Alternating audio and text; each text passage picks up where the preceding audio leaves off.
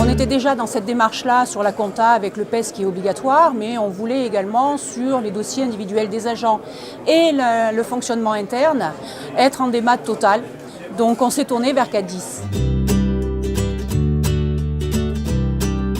CADIS a introduit ça par un audit extrêmement poussé et précis, réalisé par une documentaliste qui nous a permis vraiment de mettre à plat tous les documents qu'on conservait et pratiquement tous les process qu'on avait de conservation des documents. Et donc il y a vraiment tout un travail de conception et surtout au niveau de l'arborescence au départ pour savoir qu'est-ce qu'on dématérialise, comment on dématérialise et à quel niveau on dématérialise.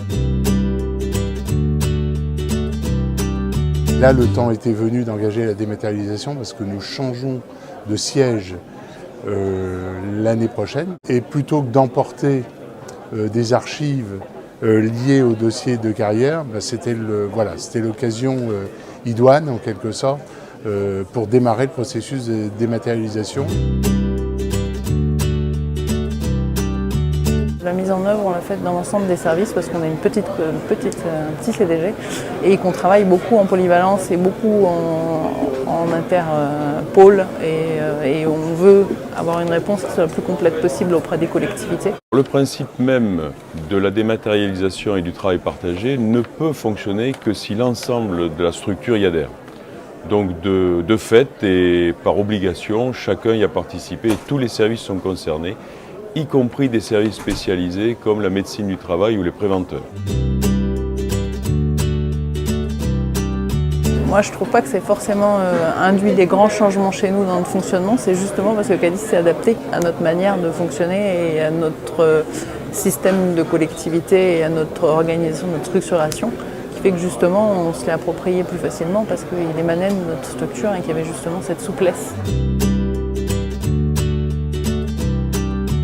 On a constitué deux grandes bibliothèques, une qui était à vocation interne et une autre externe. Celle qui est externe pour les collectivités est encore embryonnaire. L'idée qui avait été le fil rouge de les autoriser à utiliser cette bibliothèque, c'était que chacun puisse rentrer sur son compte et savoir où nous étions dans nos relations et dans nos conventions et de quelle manière nous étions en charge d'un travail.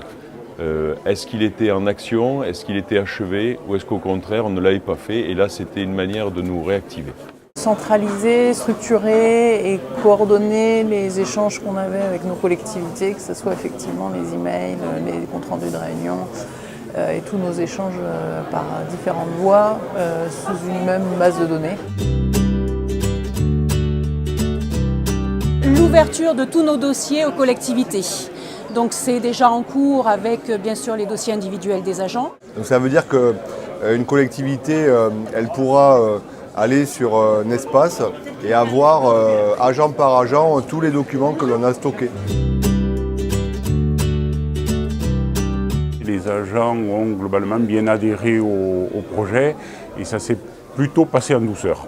Quelques petites réticences de la part des agents au départ, et puis c'est un tel confort que les agents très rapidement ont intégré ce système-là. Alors c'est certainement une bonne question, mais quand on a travaillé avec une telle transversalité au bout de tant d'années, je ne me la pose pas et je ne la leur poserai pas.